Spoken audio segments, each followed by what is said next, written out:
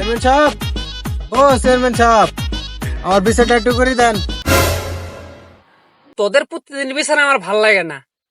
বল আজকে আর কিসের বিচার নিয়ে আইসস?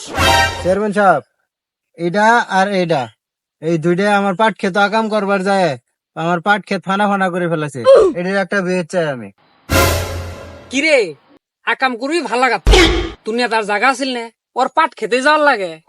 চেয়ারম্যান সাহেব, আমি এবারে পাট খেতে যাই নাই। পাট খেতের ভিতরে একটা খালি জায়গা ছিল, ওইটাতে গেছিলাম। শালার তোরা আর মানুষ হলি না, দুনিয়ার মধ্যে আর জায়গা আছিল না। আগে যদি কইতি আমার না গোল করে তুলে দিলাম। চেয়ারম্যান সাহেব, এই দুষ্টদের হাত থেকে আমাকে রক্ষা করো।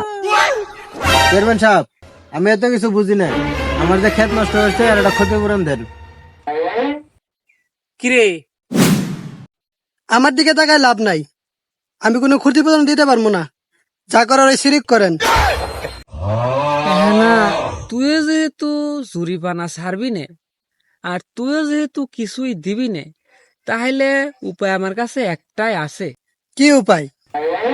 এই সির রেস কাম বিয়ে করুন।